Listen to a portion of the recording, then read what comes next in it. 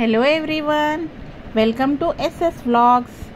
ఈరోజు రెసిపీ వచ్చేసి సాంబార్ పౌడర్.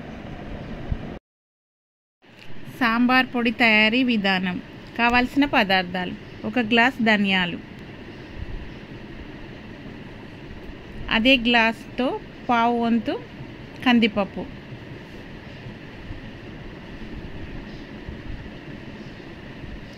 అందులో సగం 1 కప్పు శనగపప్పు, 1/2 కప్పు మినప్పప్పు, 1 స్పూన్ మిరియాలు, 1 స్పూన్ మెంతులు, 2 స్పూన్ల జీలకర్ర. ధనియాలు ఎంతైతే తీసుకుంటామో అంతే క్వాంటిటీలో ఎండుమిరపకాయలు, 2 గుప్పిళ్ళ కరివేపాకు. తయారీ విధానం చూసేద్దాం. ఇప్పుడు స్టవ్ వెలిగించి ఒక కడాయి పెట్టుకొని అది వేడైన తర్వాత 1 గ్లాసు ధనియాలను దోరగా వేయించుకుందాం.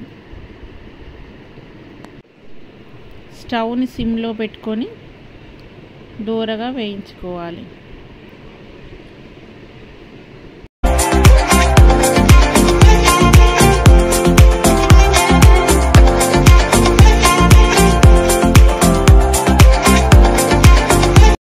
ఇప్పుడు ధనియాలు వేగిపోయాయి, ఒక బౌల్లోకి తీసుకుందాం.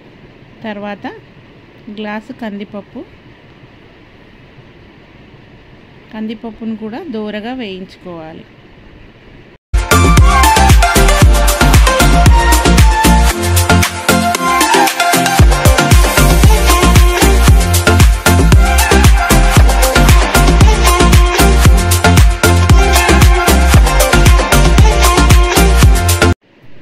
పప్పు కూడా వేగిపోయింది, ఇది కూడా ఒక బౌల్లోకి తీసుకుందాం.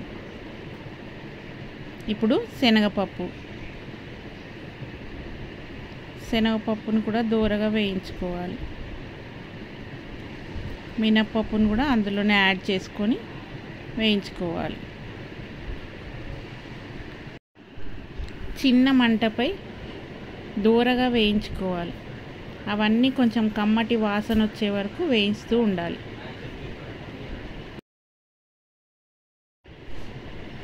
ఇప్పుడు పప్పులు వేగిపోయాయి, వీటిని కూడా మరో బౌల్లోకి తీసుకుందాం. ఇప్పుడు జీలకర్ర,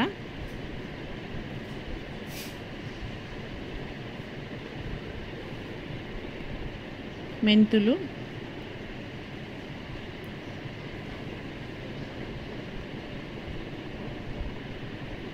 మిరియాలు మూడింటిని కూడా దోరగా వేయించుకోవాలి.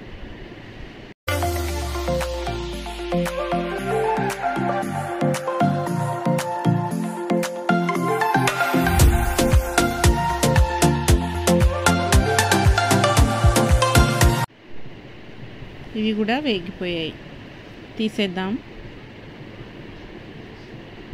ఇప్పుడు ఎండుమిరపకాయలు చిన్నని మంటపై దోరగా వేయించాలి.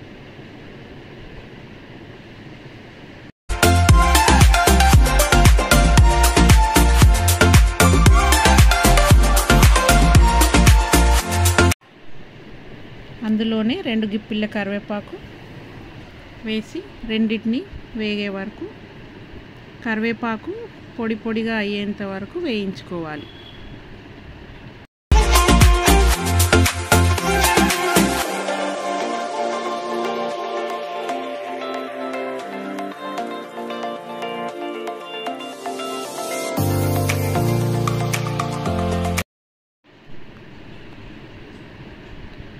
మిరపకాయలు మనం పట్టుకుంటే గలగల సౌండ్ వచ్చే వరకు వేయించాలి.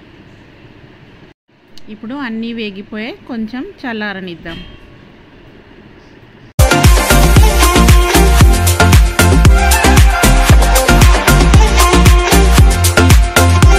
ఇప్పుడు పప్పులన్నీ చల్లారిపోయాయి, దాన్ని మనం మిక్సీ గ్రైండర్లో వేసుకొని పౌడర్గా చేసుకోవాలి. ముందుగా మనం వేయించి పెట్టుకున్న పప్పులను మాత్రమే మిక్సీలో వేయాలి. పప్పులు, జీలకర్ర, మిరియాలు అన్నీ వేసుకొని పౌడర్ చేసుకోవాలి.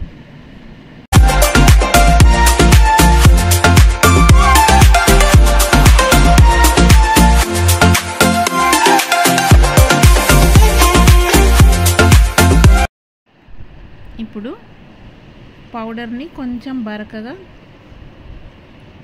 చేసుకొని అందులోనే ఎండుమిర్చి కరివేపాకు కూడా వేసుకోవాలి.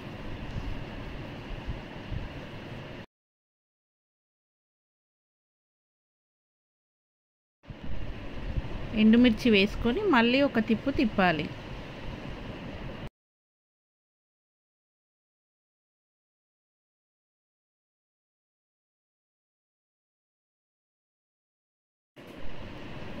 చూసారా, పౌడర్ మెత్తగా రెడీ అయింది.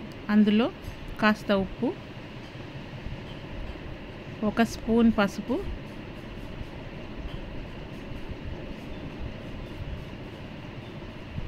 పావు స్పూన్ ఇంగువ వేసుకొని మళ్ళీ కాస్త గ్రైండ్ చేయాలి.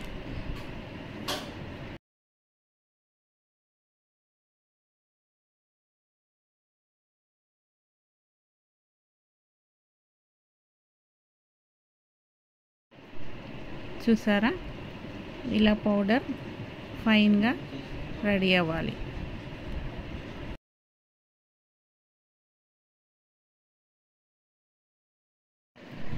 ఇప్పుడు దాన్ని మరో బౌల్లోకి తీసేద్దాం.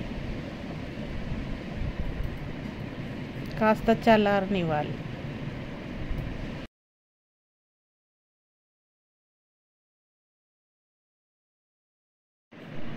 ఇప్పుడు దాన్ని ఒక శుభ్రమైన గాజు సీసాలోకి ట్రాన్స్ఫర్ చేసుకుందాం. ఈ పౌడర్ని 2 నెలల వరకు కూడా మనం నిల్వ ఉంచుకొని వాడుకోవచ్చు. పూర్తిగా చల్లారిన తర్వాతనే గ్లాస్ జార్లోకి ట్రాన్స్ఫర్ చేసుకోవాలి.